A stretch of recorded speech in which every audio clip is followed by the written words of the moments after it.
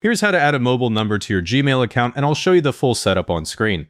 Open Gmail and make sure you're in the exact account you want to secure. If you have more than one Google account, switch to the right one before you do anything because the number is per account.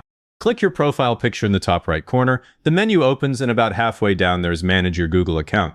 Click it. The Google account homepage loads in a new tab. This is the part people mix up. The phone number attaches to your whole Google account, not just the Gmail inbox. Now look at the left sidebar and click Personal Info. The page loads with your basic details at the top and several sections below. Scroll down until you reach Contact Info. Phone sits between email and address on most accounts, and it shows any recovery numbers already saved. Click Phone. The panel that opens can look different depending on whether you've added a number before. If this is your first one, you'll see Add Recovery Phone. If you already have one, Google often says add another recovery phone instead. Either way, click Add Recovery Phone.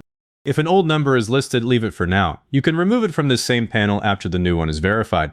One warning, don't go into security looking for the phone option. You'll end up in the wrong menu because the phone number lives under personal info, not security.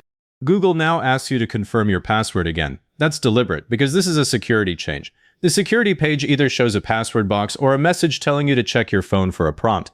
Type your Gmail password into the box and click Next. If it asks you to check your phone, approve the prompt on your phone. I know this feels like an extra block, but it's the thing that stops someone else from adding their own recovery number to your account. Now the Add a Phone Number panel opens. Click the country code box on the left and select your country. It drops in the right code like +1 for the United States or +44 for the United Kingdom. A common mistake here is picking the country where you live, not the country of the SIM card. Use the SIM's country code, especially if you're traveling. Then click the phone number field and type your mobile number in international format, no leading 0 if your country uses one. This is where most people get stuck.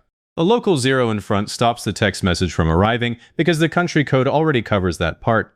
After the number, click Next. If your screen says Get Code instead of Next, that's the same button with different text. Google sends a 6-digit code to your phone by text message. The panel changes to a verification code box. Keep this tab open while you check your phone. If you close it, the whole add phone process drops and you have to start again. The message usually says Google verification code, followed by 6 digits. Sometimes it lands in spam, so check that folder before you hit resend. If it hasn't arrived within a minute, wait. The first code can show up late, and asking for a second one too quickly can cancel the first. When it comes through, type the 6 digits into the boxes exactly as they appear and click Verify. If the code is rejected, clear the boxes and make sure you type the digits in the right order, because the cursor jumps between boxes. Once the code checks out, the panel closes and you land back on the phone page. You'll see your mobile number listed under Recovery Phone with a small verified label next to it. That means the number is saved and Google can use it to prove you own this account if you ever get locked out.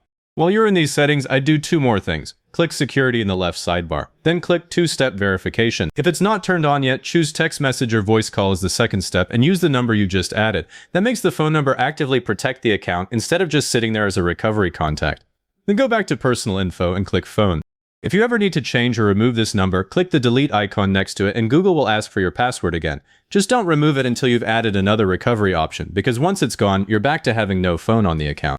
If this got your number added, hit like and subscribe so the next security walkthrough shows up for you. And leave a comment saying this was helpful. Comments are what push these videos to other people searching the same thing.